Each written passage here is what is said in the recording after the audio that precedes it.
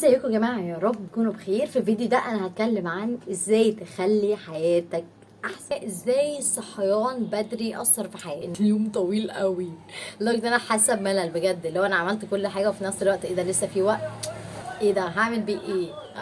انام لي شويه مثلا مش عارفه وبوظ الدنيا، مش عارفه. بس بجد اليوم بيبقى اطول مما تتخيل. الساعات اللي هي بتبقى قبل الظهر دي بجد بتبقى مثلا كانها يوم كامل، اللي هو كل الحاجات اللي انا بعملها في يومي الطبيعي اللي هو من الساعه 2 او من الساعه 3 لحد 12 واحده بالليل بعملها من الصبح لحد الساعه 12 الظهر. كل مهام اليوم كله اتعملت في الساعتين 3 اللي هم قبل 12 الظهر. لك انت تتخيل بجد، عايز تضاعف يومك، عايز تزود عمرك، بجد اصحى بدري. عايز تنجز اكتر، اصحى بدري. عايز تعمل كل حاجه انت مقصر فيها سواء مع اهلك او مع اي حاجه، لان انت لما تصحى بدري هيبقى عندك وقت ان انت تكلم مامتك، تكلم مراتك لو عايزه تنكد عليك ولا حاجه، تقدر ان تقعد تقدر ان انت تقعد معاها شويه، تقعد مع عيالك شويه، تخرج شويه بالليل، لان انت اوريدي انجزت كل حاجات الصبح فانت عندك الوقت متاح بالليل. حاسه ان انا محبطه جدا اول ما اللي هو ابتدي بقى اسمي الله، مثلا هذاكر حاجه او هتعلم حاجه، فلاقي الاذان المغرب اذن، فاقول ايه في دعاء كده بيتقال، اللهم هذا اصوات دعائك واقبال ليلك وادبار نارك. اول ما اقول اقبال ليلك احس ان اليوم باظ واليوم ضاع وخلاص الليل جاي.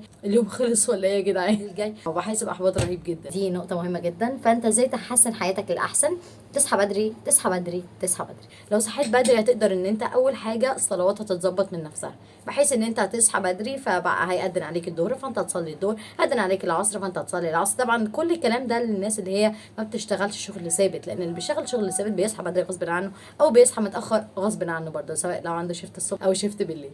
الصلوات هتتظبط من نفسها. هتلاقي نفسك عندك وقت كبير جدا. ولو انت ربة منزل وعايزه بجد تغيري حياتك اصحي بدري، ما تخليش عيالي يروح المدرسه مثلا وانت ايه تنامي. المهم يا جماعه، كان في ماده اسمها جيولوجيا في الثانويه العامه، يعني كنت كل مره بروح الامتحان واروح اقفل الامتحان واطلع اول واحده واخد 50 جنيه وانا ماشيه. والله انا ما كنتش بذاكرها ليل ونهار ولا كنت بعمل اي حاجه غير ان انا قبل الحصه كنت بصحى الساعه 7 8 كده، بقعد اذاكر الدرس وبروح اقفله. بس هو ده اللي انا كنت بعمله بجد. تاني حاجه عملتها بعمل فيديوهات. دي انا عمري ما كنت منتظمه ان انا اعمل فيديوهات الشانل بتاعتي، يعني لما صحيت بدري قعدت اصحى بدري كذا يوم مع بعض، دي اكتر فتره انا عملت فيها فيديوهات للشانل بتاعتي.